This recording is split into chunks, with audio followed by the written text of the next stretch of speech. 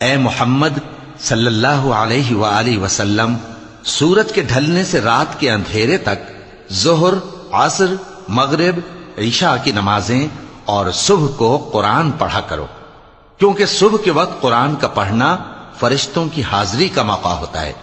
اور بعض حصہ شب میں بیدار ہوا کرو اور تہجد کی نماز پڑھا کرو، یہ شب خیزی تمہارے لیے ایک اضافی عمل ہے۔ امید ہے کہ اللہ تم کو مقام محمود پر فائز فرمائے۔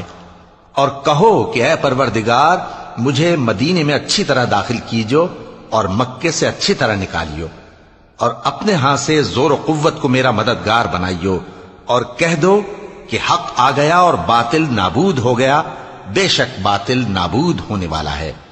اور ہم قرآن میں وہ چیز نازل کرتے ہیں جو مومنوں کے لیے شفا اور رحمت ہے، اور ظالموں کے حق میں تو اس سے نقصان ہی بڑھتا ہے۔ اور جب ہم انسان کو نعمت بخشتے ہیں تو روح گرداں ہو جاتا ہے اور پہلو پھیر لیتا ہے، اور جب اسے سختی پہنچتی ہے تو نا امید ہو جاتا ہے۔ کہہ دو کہ ہر شخص اپنے طریق کے مطابق عمل کرتا ہے، سو تمہارا پروردگار اس شخص سے خوب واقف ہے جو سب سے زیادہ سیدھے رستے پر ہے۔ اور تم سے روح کے بارے میں سوال کرتے ہیں، کہہ دو کہ وہ میرے پروردگار کا ایک حکم ہے، اور تم لوگوں کو بہت ہی کم علم دیا گیا ہے۔ اور اگر ہم چاہیں تو جو کتاب ہم تمہاری طرف بھیجتے ہیں اسے دلوں سے محو کر دیں،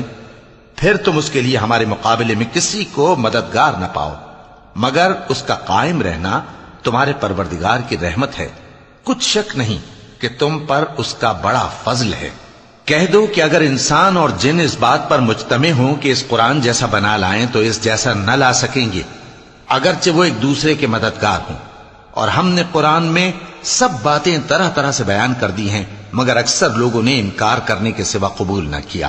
اور کہنے لگے کہ ہم تم پر ایمان نہیں لائیں گے جب تک کہ عجیب و غریب باتیں نہ دکھاؤ، یعنی یا تو ہمارے لیے زمین سے چشمہ جاری کر دو، یا تمہارا کھجوروں اور انگوروں کا کوئی باغ ہو اور اس کے بیچ میں نہریں بہا نکالو،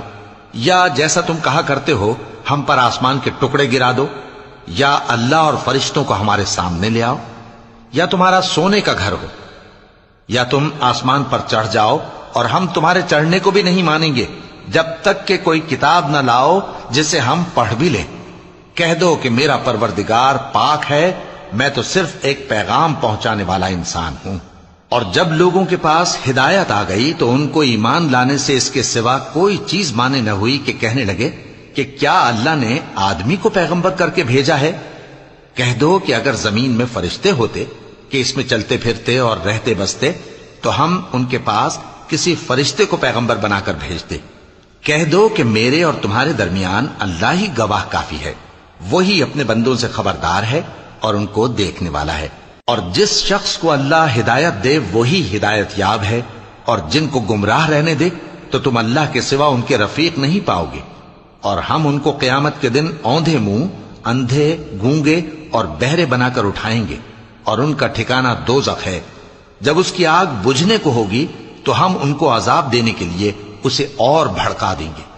یہ ان کی سزا ہے، اس لیے کہ وہ ہماری آیتوں سے کفر کرتے تھے اور کہتے تھے کہ جب ہم مر کر بوسیدہ ہڈیاں اور ریزہ ریزہ ہو جائیں گے تو کیا اثر نو پیدا کیے جائیں گے؟ کیا انہوں نے نہیں دیکھا کہ اللہ جس نے آسمانوں اور زمین کو پیدا کیا ہے اس بات پر قادر ہے کہ ان جیسے لوگ پیدا کر دے، اور اس نے ان کے لیے ایک وقت مقرر کر دیا ہے جس میں کچھ بھی شک نہیں،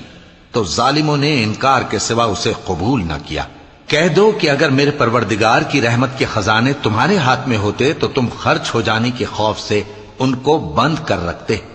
اور انسان دل کا بہت تنگ ہے۔